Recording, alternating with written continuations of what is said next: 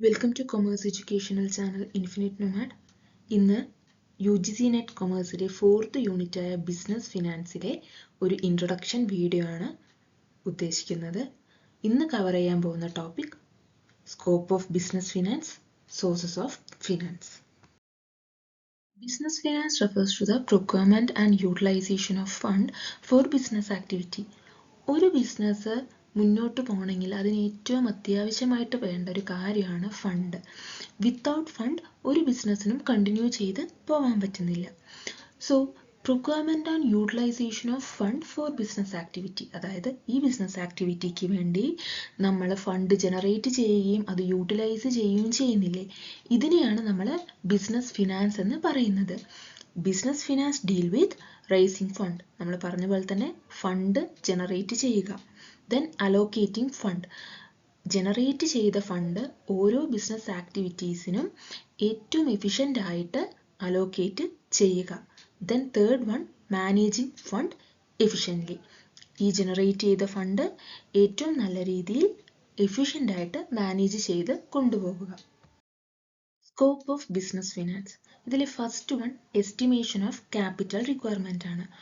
ഒരു ബിസിനസ്സിൽ തീർച്ചയായും ഫിക്സഡ് അസറ്റിൻ്റെ ആവശ്യം വരുന്നില്ലേ, അതുപോലെ തന്നെ വർക്കിംഗ് ക്യാപിറ്റൽ ആയിട്ട് അവർക്ക് ഫണ്ട് ആവശ്യം വരും. ബിസിനസ് എക്സ്പാൻഡ് ചെയ്യുകയാണെന്ന് വെച്ചാൽ എക്സ്പാൻഷന് ഫണ്ട് ആവശ്യം വരും, അതുപോലെ തന്നെ കണ്ടിജൻസീസിന്. So business must estimate fund required for these.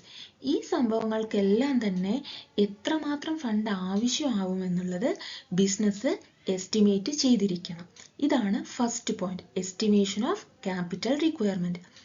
Factors affecting capital requirement എന്തൊക്കെയാണെന്ന് നോക്കാം. സൈസ് ഓഫ് ബിസിനസ്, ഇവിടെ എന്താ ഉദ്ദേശിക്കുന്നത് എന്ന് വെച്ചാൽ ചെറിയ ബിസിനസ്സിന് ചിലപ്പോൾ കുറച്ച് ഫണ്ട് മതിയാവുമായിരിക്കും, പക്ഷെ ഒരു വലിയ ബിസിനസ്സിനാണ് വെച്ചാൽ ഫണ്ട് കൂടുതൽ വേണം അല്ലേ. സോ ഇതാണ് ഫാക്ടേഴ്സ് എഫക്റ്റിംഗ് ക്യാപിറ്റൽ റിക്വയർമെന്റിൽ ഉദ്ദേശിക്കുന്നത്. First one size of business, പിന്നെ ടെക്നോളജി യൂസ്ഡ്, ഓരോ കമ്പനിയിലും ഡിഫറെൻ്റ് ആയിട്ടുള്ള ടെക്നോളജീസ് ആയിരിക്കും യൂസ് ചെയ്യുന്നത്, അതിനനുസരിച്ചിട്ട് ഫണ്ടും വേരി ചെയ്യും.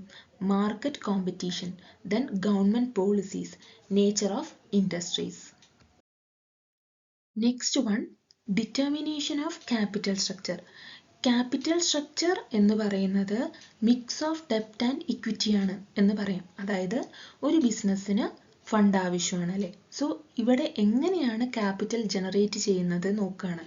സോ ഡെപ്റ്റിലൂടെ എത്ര ക്യാപിറ്റൽ റേസ് ചെയ്യാം, ഇക്വിറ്റിയിലൂടെ എത്ര ക്യാപിറ്റൽ റേസ് ചെയ്യാം. സോ ഇതിൻ്റെ ഒരു മിക്സാണ് നമ്മൾ ക്യാപിറ്റൽ സ്ട്രക്ചർ കൊണ്ട് ഉദ്ദേശിക്കുന്നതിൽ. ഇവിടെ എന്തൊക്കെ വരും? ഇക്വിറ്റി ഷെയർ ക്യാപിറ്റൽ, സോ നമ്മൾ ഇതിലൂടെ ഫണ്ട് റേസ് ചെയ്യാറുണ്ട്.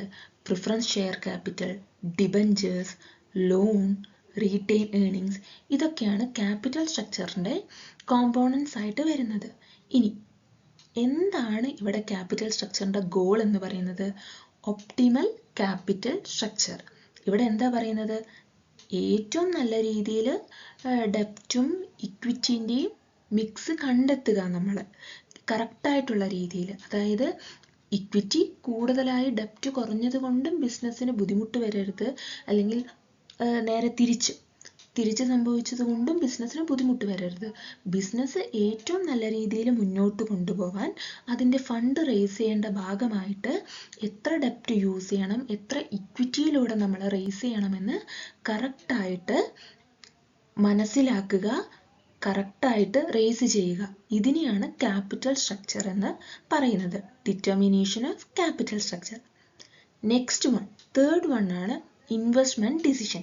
ഇവിടെ എന്തായിരിക്കും പറയുന്നത്? It is also called capital budgeting decision.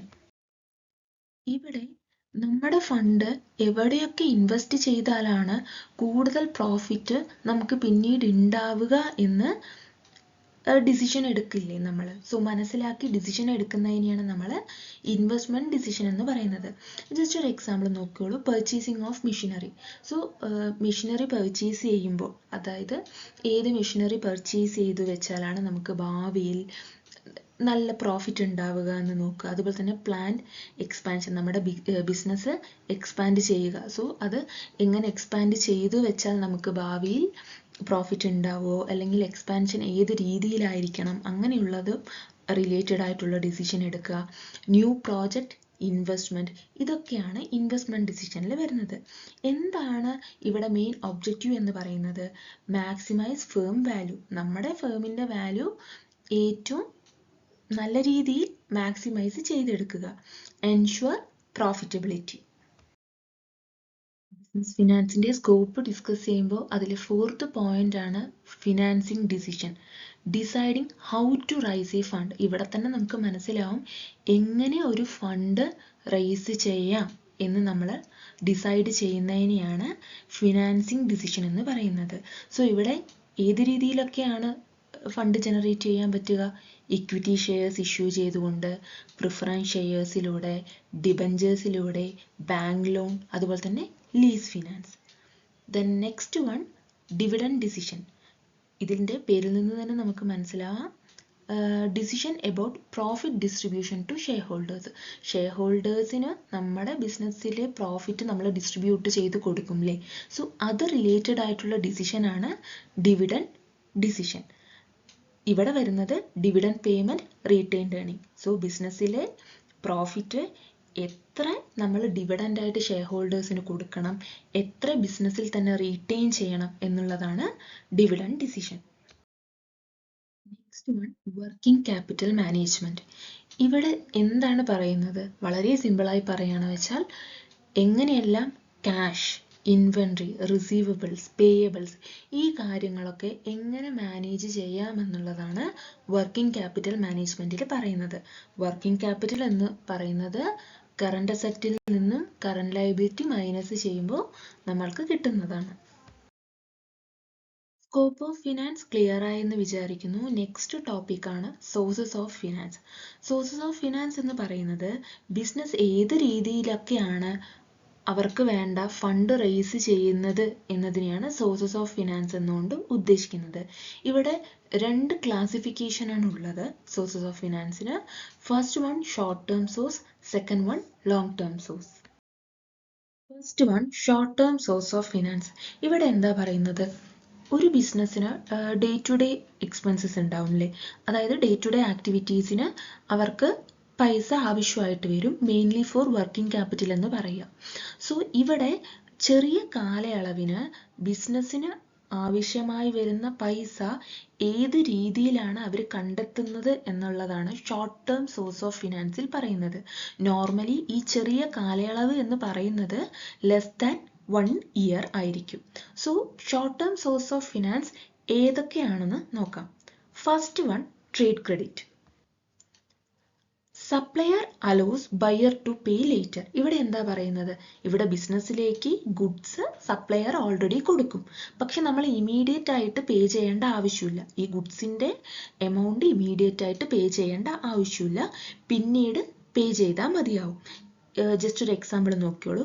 ഇവിടെ ബിസിനസ് ഗുഡ്സ് പർച്ചേസ് ചെയ്യുന്നുണ്ട്, ഇന്ന് ഗുഡ്സ് പർച്ചേസ് ചെയ്യുന്നുണ്ട്, പക്ഷെ അതിന്റെ പേയ്മെന്റ് 60 ദിവസത്തിന് ശേഷം കൊടുത്താൽ മതിയാവും. ഇതാണ് ട്രേഡ് ക്രെഡിറ്റ് എന്ന് പറയുന്നത്. Second one bank credit. Bank ക്രെഡിറ്റിൽ വരുന്നതാണ് ഈ cash credit, bank overdraft, short term loans, ഇതൊക്കെ ഉള്ളത്. എന്താണ് ക്യാഷ് ക്രെഡിറ്റ്? ക്യാഷ് ക്രെഡിറ്റ് എന്ന് പറഞ്ഞാൽ ബാങ്ക് ബിസിനസ്സിന് ഒരു ഫിക്സഡ് ലിമിറ്റ് വരെ പൈസ യൂസ് ചെയ്യാനുള്ള പെർമിഷൻ കൊടുക്കും.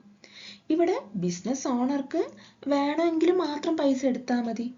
ഇപ്പൊ ഫുൾ എമൗണ്ട് എടുത്തിട്ടില്ല. ഇപ്പൊ നോക്കോളൂ, ഒരു എക്സാമ്പിൾ പറയാം. ബാങ്ക് പറയാണ് ബിസിനസ് ഓണറിന്റെ അടുത്ത് 1 lakh വരെ എമൗണ്ട് യൂസ് ചെയ്യാന്നുള്ളത്. ഇവിടെ ഓണർ എന്ത് ചെയ്യുന്നു? ഒരു 30,000 മാത്രം ആവശ്യം ഉണ്ടായിരുന്നുള്ളൂ. സോ 30,000 രൂപ മാത്രം എടുത്തു. അപ്പോൾ ഓണർക്ക് 30,000 രൂപയ്ക്ക് മാത്രം ഇൻട്രസ്റ്റ് ബാങ്കിലേക്ക് പേ ചെയ്താൽ മതിയാവും. ഇതാണ് ക്യാഷ് ക്രെഡിറ്റ്. ഇനി ബാങ്ക് ഓവർ ഡ്രാഫ്റ്റ് എന്താണെന്ന് നോക്കാം. ബാങ്ക് ഓവർ ഡ്രാഫ്റ്റ് എന്നത് നമ്മുടെ ബാങ്ക് അക്കൗണ്ടിൽ പൈസ ഇല്ലെങ്കിലും നമ്മൾക്ക് അവിടെ വിഡ്രോ ചെയ്യാൻ പറ്റും. ഇവിടെ ആക്ച്വലി നല്ലൊരു കസ്റ്റമർ ആയിരിക്കണം കേട്ടോ. മുന്നേ കാര്യങ്ങളൊക്കെ കറക്റ്റായി ചെയ്ത വ്യക്തികളാണെങ്കിൽ അവർക്ക് ബാങ്ക് പ്രൊവൈഡ് ചെയ്യുന്നൊരു ഓഫറാണ് ഓവർ ഡ്രാഫ്റ്റ്. ഇവിടെ നമ്മുടെ ബിസിനസ് ഓണറിന്റെ അക്കൗണ്ടിൽ പൈസ ഇല്ലെങ്കിൽ അല്ലെങ്കിൽ പൈസ കുറവാണെങ്കിലും അതിൽ നിന്നും കൂടുതലായിട്ട് ഒരു എമൗണ്ട് വിഡ്രോ ചെയ്യാനുള്ള ഒരു ഓപ്ഷൻ കിട്ടുന്നതിനെയാണ് ബാങ്ക് ഓവർ ഡ്രാഫ്റ്റ് എന്ന് പറയുന്നത്. ഷോർട്ട് ടേം ലോൺ എന്താണ്? നമുക്ക് ഓൾറെഡി അറിയാം. ബാങ്കിൽ നിന്നും കുറച്ച് ടൈമിലേക്ക്, അതായത് ഒരു 6 months അല്ലെങ്കിൽ 1 year ഇങ്ങനെയുള്ള ഒരു ടൈം പീരീഡിലേക്ക് ലോൺ എടുക്കുന്നതിനെയാണ് ഷോർട്ട് ടേം ലോൺസ് എന്ന് പറയുന്നത്. Third one, commercial paper, unsecured short term debt issued by large company. ഇവിടെ എന്താ പറയുന്നത്? കൊമേഴ്ഷ്യൽ പേപ്പർ എന്ന് പറഞ്ഞാൽ വലിയ കമ്പനീസ് ഉണ്ടാവുമല്ലോ, സോ അവര് ഷോർട്ട് ടേം ഫണ്ട് റേസ് ചെയ്യാൻ വേണ്ടി ഇഷ്യൂ ചെയ്യുന്ന ഒരു ടൈപ്പ് പ്രോമിസറി നോട്ടിനെയാണ് നമ്മൾ കൊമേഴ്ഷ്യൽ പേപ്പർ എന്ന് പറയുന്നത്. ഇതിന്റെ ഫീച്ചേഴ്സ് നോക്കോളൂ. നോ കൊളാട്രൽ, ഇത് ഒരു അൺസെക്യൂർഡ് ഷോർട്ട് ടേം ഡെപ്റ്റ് ആണെന്ന് പറയാം. Second one, short maturity. സാധാരണയായി 15 ദിവസം മുതൽ 1 year വരെ മെച്യൂരിറ്റി ആണ് ഇതിനുണ്ടാവാറ്. Used by highly rated firm. Just ഒരു സിമ്പിൾ എക്സാമ്പിൾ നോക്കോളൂ. ഒരു വലിയ കമ്പനിക്ക് ക്യാഷ് അർജന്റ് ആയിട്ട് ആവശ്യം വന്നു എന്ന് വെക്കുക. അപ്പോൾ അവർ കൊമേഴ്ഷ്യൽ പേപ്പർ ഇഷ്യൂ ചെയ്യും. സോ ഇൻവെസ്റ്റേഴ്സ് അത് വാങ്ങി ഈ കമ്പനിക്ക്, അതായത് വലിയ കമ്പനിക്ക് പൈസ കൊടുക്കും. മെച്യൂരിറ്റി കഴിഞ്ഞ് കമ്പനി ഇത് റീപേ ചെയ്യുമെന്നാണ് പറയുന്നത്. സോ ഇതാണ് commercial paper. Fourth one, factoring, selling accounts receivable to a financial institution. ഇവിടെ എന്താ പറയുന്നത്? ബിസിനസ്സിൽ നിന്ന് കസ്റ്റമർ, അതായത് ജസ്റ്റ് ഒരു എക്സാമ്പിൾ നോക്കൂ. ഒരു കമ്പനി ഗുഡ്സ് അവരുടെ കസ്റ്റമേഴ്സിന് ഒരു 1 ലക്ഷം രൂപയ്ക്ക് വിറ്റു. എങ്ങനെയാ വിറ്റത്? ഇമ്മീഡിയറ്റ് ക്യാഷിനല്ല, ക്രെഡിറ്റിന് കൊടുത്തു കസ്റ്റമേഴ്സിലേക്ക്. സോ കസ്റ്റമേഴ്സ് എന്ത് പറഞ്ഞു? ഒരു 30 ദിവസം കഴിഞ്ഞ് തിരിച്ച് പേ ചെയ്യാമെന്ന് പറഞ്ഞു. പക്ഷേ ഇവിടെ കമ്പനിക്ക് ഇമ്മീഡിയറ്റ് ആയിട്ട് ക്യാഷിന്റെ ആവശ്യം വന്നു. സോ അവർക്ക് ഇമ്മീഡിയറ്റ് ആയിട്ട് ക്യാഷ് വേണം. അപ്പോൾ കമ്പനി എന്താ ചെയ്യുന്നത്? ഫാക്ടറിംഗ് കമ്പനി അല്ലെങ്കിൽ ഫാക്ടർ എന്ന് പറയാം, ഇവരെ അപ്രോച്ച് ചെയ്യുന്നു. ഇവരൊരു തേർഡ് പാർട്ടിയാണ് കേട്ടോ. സോ ഫാക്ടറിംഗ് കമ്പനീനെ അപ്രോച്ച് ചെയ്ത് പൈസ അഡ്വാൻസ് ആയിട്ട് ഫാക്ടറിംഗ് കമ്പനിയിൽ നിന്നും വാങ്ങുകയാണ്. അതായത് ഫാക്ടറിംഗ് കമ്പനി പൈസ അഡ്വാൻസ് ആയിട്ട് നമ്മുടെ ഈ കമ്പനിക്ക് കൊടുക്കുകയാണ്. പിന്നീട് ഈ ഫാക്ടറിംഗ് കമ്പനി കസ്റ്റമേഴ്സിൽ നിന്നും പൈസ കളക്ട് ചെയ്തോളും. ഇതാണ് ഫാക്ടറിംഗ് എന്നൊരു പ്രോസസ്സ് എന്ന് പറയാം. സോ ഇവിടെ അക്കൗണ്ട് റിസീവബിൾ കമ്പനി മറ്റൊരു തേർഡ് പാർട്ടി അല്ലെങ്കിൽ മറ്റൊരു ഫിനാൻഷ്യൽ ഇൻസ്റ്റിറ്റ്യൂഷന് സെല്ല് ചെയ്യുന്നതിനെയാണ് ഫാക്ടറിംഗ് എന്ന് പറയുന്നത്. ഇതിന്റെ ബെനിഫിറ്റ് എന്താണ്? Immediate cash. സോ ഇവിടെ നമ്മൾക്ക് ശരിക്കും കുറേ ദിവസം കഴിഞ്ഞിട്ടായിരിക്കും ബിസിനസ്സിന് കസ്റ്റമർ പൈസ തരിക. പക്ഷെ ഈ ഒരു ഫാക്ടറിംഗ് പ്രോസസ്സിങ്ങിലൂടെ പോവുകയാണ് വെച്ചാൽ നമുക്ക്, അതായത് ബിസിനസ്സിന് ഇമ്മീഡിയറ്റ് ആയിട്ട് ക്യാഷ് കിട്ടും. അതുപോലെ തന്നെ റിസ്ക് റിഡക്ഷൻ. ഇവിടെ പിന്നീട് റിസ്ക് ആർക്കാ വരുന്നത്? കസ്റ്റമേഴ്സിൽ നിന്നും ഈ ഫാക്ടറിംഗ് കമ്പനി അല്ലെങ്കിൽ ഫാക്ടർ കളക്ട് ചെയ്തോളും പൈസ. സോ ഇത് ക്ലിയർ ചെയ്തു എന്ന് വിചാരിക്കുന്നു. നെക്സ്റ്റ് നോക്കാം. Next, long term sources of finance എന്താണെന്ന് നോക്കാം. ഇവിടെ എന്താ പറയുന്നത് വെച്ചാൽ ബിസിനസ്സിന് നോർമലി മോർ ദാൻ 1 year, ഒരു വർഷത്തിന് മുകളിലായിട്ട് ചെയ്യാൻ വേണ്ടി ഫിനാൻസ് ആവശ്യം വരുന്നില്ലേ? മെയിൻലി ഇപ്പോൾ പറയുകയാണെന്ന് വെച്ചാൽ നമ്മുടെ ബിസിനസ് എക്സ്പാൻഡ് ചെയ്യണമെങ്കിൽ, അതുപോലെ തന്നെ മെഷീനറി, ബിൽഡിംഗ്, ഇതുപോലുള്ള ഫിക്സഡ് അസറ്റ് വാങ്ങാൻ, വലിയ ഇൻവെസ്റ്റ്മെൻറ്റ് ചെയ്യാനൊക്കെ long term source of finance ആവശ്യം വരും. Mainly for more than 1 year എന്ന് നമുക്ക് പറയാം. സോ എങ്ങനെയാണ് long term sources of finance raise ചെയ്യുന്നത് എന്ന് നോക്കാം. First one, equity shares. Equity shares പറഞ്ഞു വെച്ചാൽ എന്താണ്? ഇത് ഓണർഷിപ്പ് ക്യാപിറ്റലാണ്, കമ്പനിയുടെ ഓണർഷിപ്പ് ക്യാപിറ്റലാണ്. ഇവിടെ ഷെയർ ഹോൾഡേഴ്സിന് വോട്ടിംഗ് റൈറ്റ് ഉണ്ട്. അതുപോലെ തന്നെ ഷെയർ ഹോൾഡേഴ്സിന് കൊടുക്കുന്ന ഡിവിഡൻഡ് എന്ന് പറയുന്നത് ഡിപ്പെൻഡ് ഓൺ പ്രോഫിറ്റ് ആണ്, അവർക്ക് വേരി ചെയ്യും ഡിവിഡൻഡ്. അതുപോലെ തന്നെ ഇക്വിറ്റി ഷെയർസ് എന്ന് പറയുന്നത് റിസ്ക് കൂടുതലുള്ള ഒന്നാണ്. സെക്കൻഡ് വൺ, പ്രിഫറൻസ് ഷെയർസിലൂടെയും ഫണ്ട് റേസ് ചെയ്യും. പ്രിഫറൻസ് ഷെയർസ് എന്ന് പറയുന്നത് ഇവിടെ ഷെയർ ഹോൾഡേഴ്സിന് ഫിക്സഡ് ഡിവിഡൻഡ് കിട്ടും. Priority over equity shareholders, അതായത് പ്രിഫറൻസ് ഷെയർ ഹോൾഡേഴ്സിന് ഡിവിഡൻഡ് ഒക്കെ കൊടുത്ത ശേഷം മാത്രമേ ഇക്വിറ്റി ഷെയർ ഹോൾഡേഴ്സിന് സാധാരണ കൊടുക്കാറുള്ളൂ. Then limited voting right. Voting right എങ്ങനെയാണ്? ലിമിറ്റഡ് ആയിരിക്കും. Third one, debentures.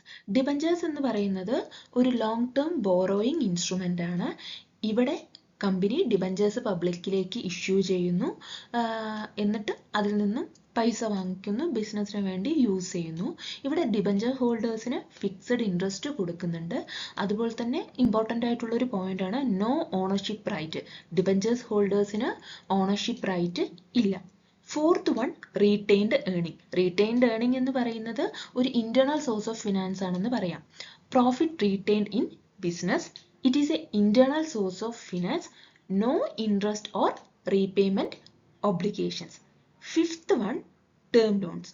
Loans from bank or financial institution. Repayment period എന്ന് പറയുന്നത് എത്രയായിരിക്കും? 3 to 10 വർഷമായിരിക്കും. ലോങ് ടേമിലേക്കുള്ള ഒരു ലോണാണ്. ബാങ്കിൽ നിന്ന് നമ്മൾ ലോങ് ടേമിലേക്ക് ലോൺ എടുക്കുന്നതിനെയാണ് ഇവിടെ ടേം ലോൺസ് കൊണ്ട് ഉദ്ദേശിക്കുന്നത്.